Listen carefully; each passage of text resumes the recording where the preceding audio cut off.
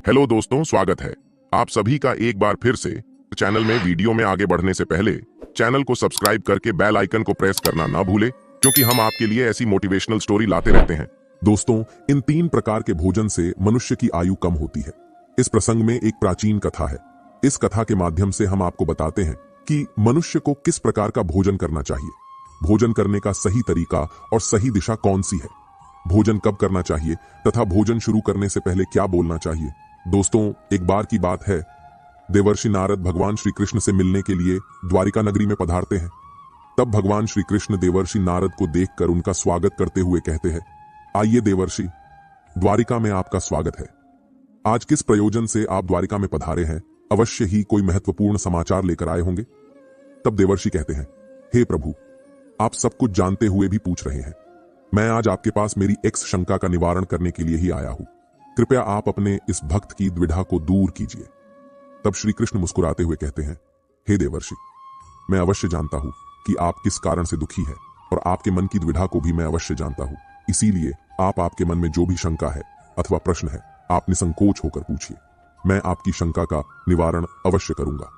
देवर्षि नारद कहते हैं, हे प्रभु, मेरे मन में आज यह जानने की इच्छा है कि मनुष्य को किस प्रकार का भोजन करना चाहिए, किस प्रकार का भोजन मनुष्य की आयु बढ़ाने वाला होता है और किस प्रकार का भोजन आयु को कम करने वाला होता है। हे प्रभु, मनुष्य को भोजन किस दिशा में मुख करके करना चाहिए, भोजन करने से पूर्व कौन सा मंत्र बोलना चाहिए, कृपा करके आप मुझे इन सभी प्रश्नों के उत्तर दीजिए।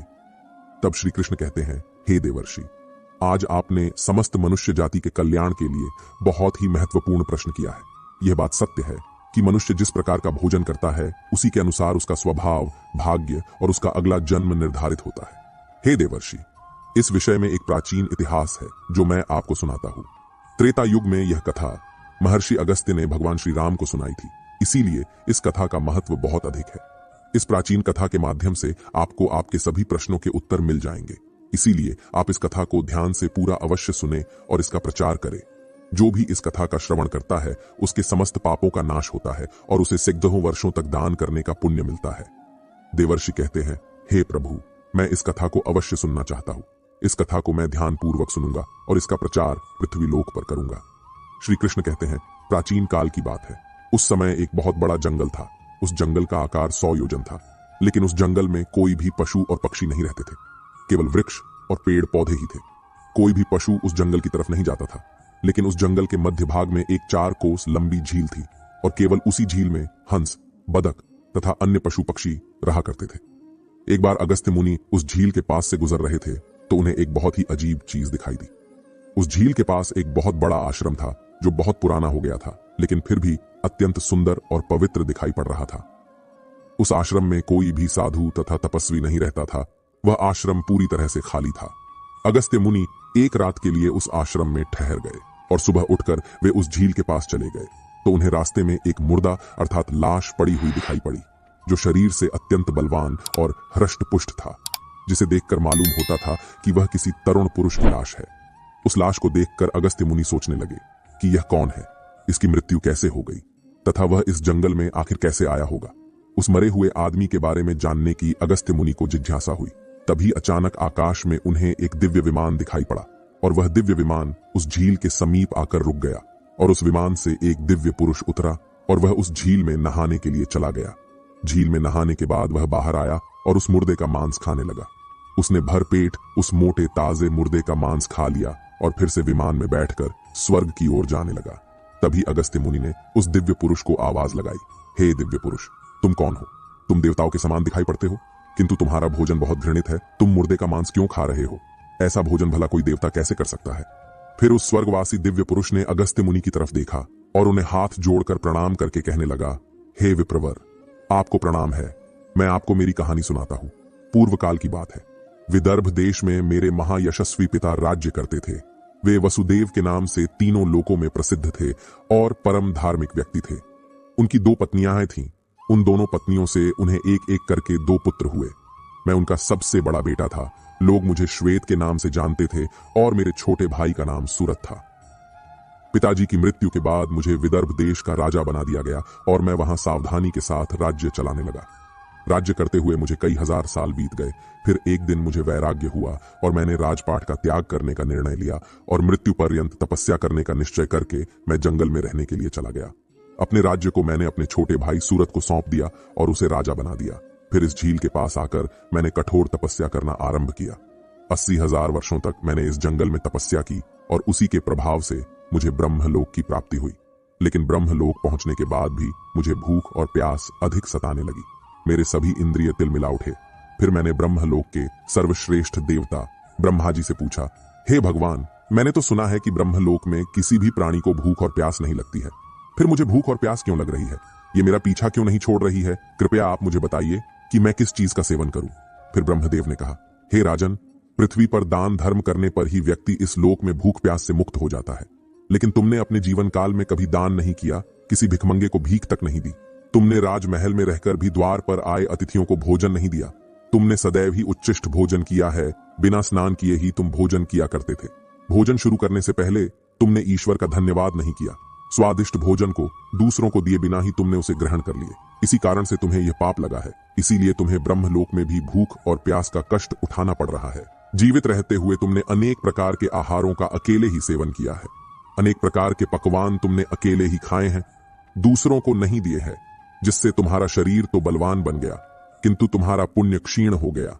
अब तुम्हारे लिए एक ही उपाय है। उस झील के पास तुम्हारा शरीर पड़ा हुआ है। तुम उसी का मांस खाकर अपनी भूख मिटाओ। ब्रह्मा जी द्वारा इस प्रकार से कहने पर राजा ने कहा, हे प्रभु, अपने शरीर का भक्षण कर लेने के पश्चात मेरा क्या होगा? उसके बाद मैं क्या खाऊंगा? मेरे खाने के लिए कुछ भी शेष नहीं रहेगा। कृपया कुछ ऐसा भोजन बताए जिसका भक्षण कर लेने पर भूख मिट जाए और जो कभी खत्म ना हो। तब ब्रह्मदेव कहते हैं, हे राजन, तुम्हारा शरीर ही मैंने अक्षय बना दिया है। उसे तुम रोज खाओगे फिर भी यह समाप्त नहीं होगा। वह दूसरे दिन फिर से ताजा हो जाएगा।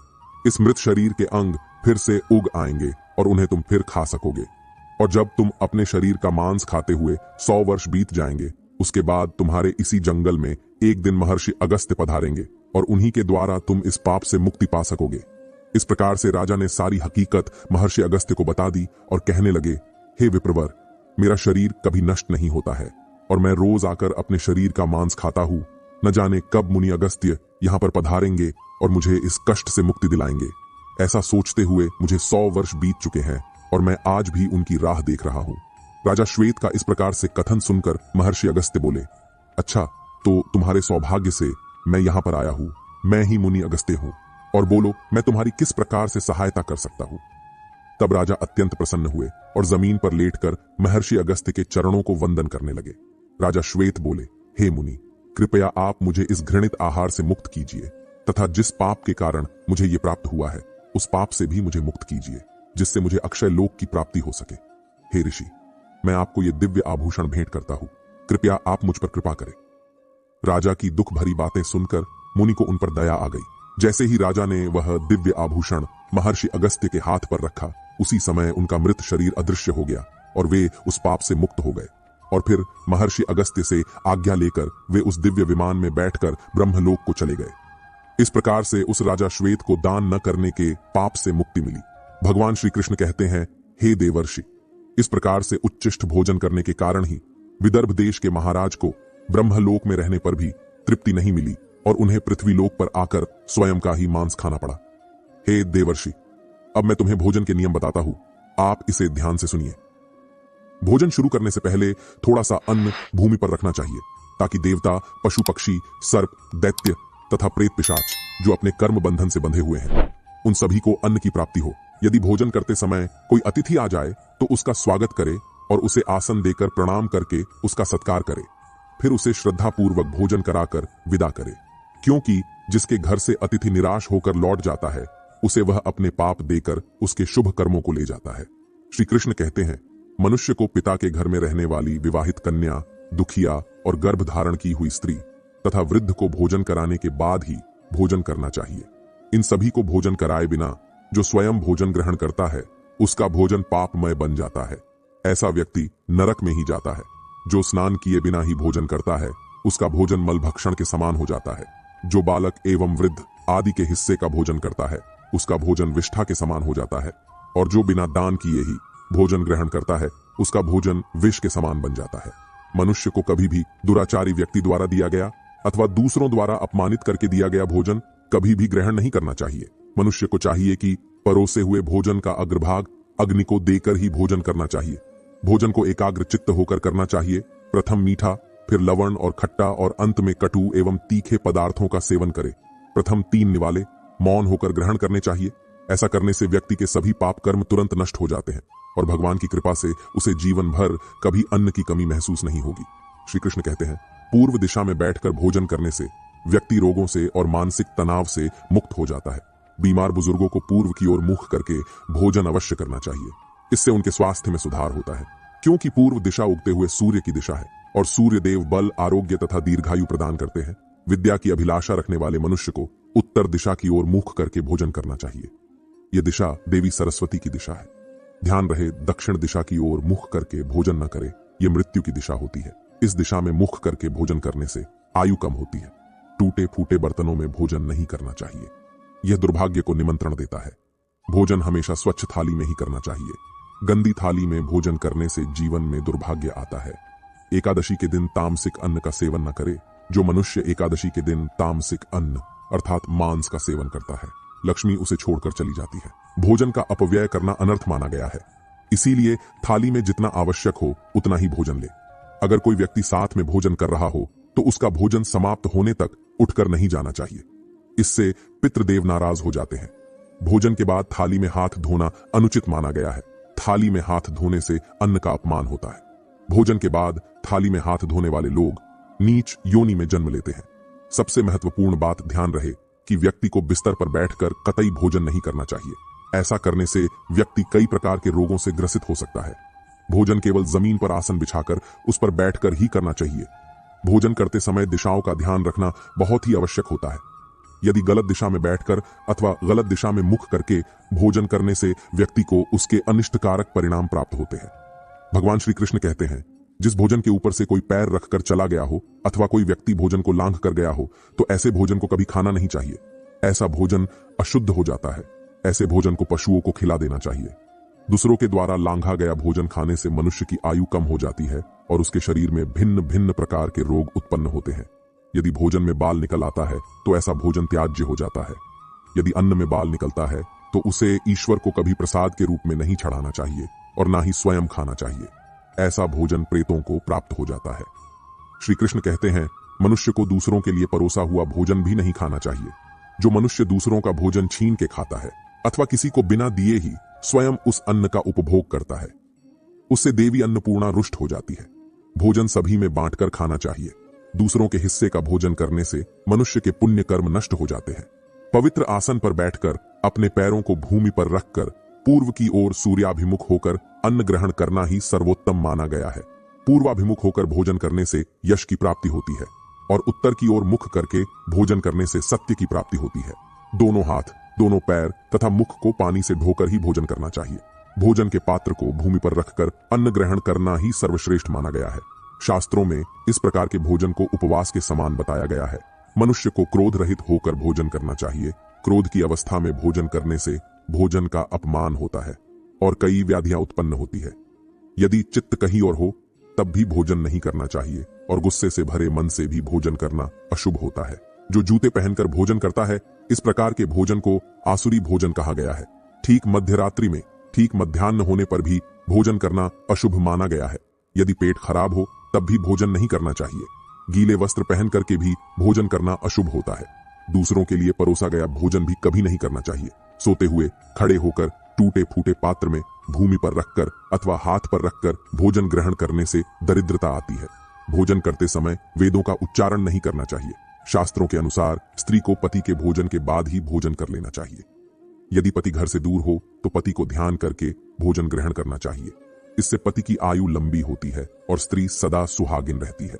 पति से पहले भोजन करना शास्त्रों में शुभ माना नहीं गया है। इससे पति की आयु कम हो जाती है।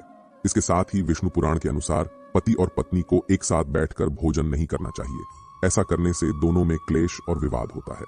अंधकार में अथवा आकाश के नीचे बैठकर भोजन नहीं करना चाहिए। भोजन करते समय सिर पर छत अथवा वृक्ष की छाया अवश्य होनी चाहिए। केवल एक वस्त्र पहनकर भी भोजन करना अनुचित होता है अथवा नग्न अवस्था में भोजन ग्रहण करना अशुभ होता है। इससे जीवन में दुर्भाग्य आता है। सवारी पर बैठकर अर्थात किसी वाहन में बैठकर भी भोजन ग्रहण करना अनुचित होता है। साथ ही शैया पर बैठकर भोजन करने से व्यक्ति की आयु कम हो जाती है। हंसते हुए अथवा रोते हुए भोजन करना अनिष्टकारक होता है। इससे गले में अन्न फंसकर प्राण जाने का भी खतरा बना रहता है। तो दोस्तों, इस प्रकार से भगवान श्री कृष्ण ने देवर्षि नारद को भोजन करने का महत्व बताया है। आपको यह कथा कैसी लगी कमेंट करके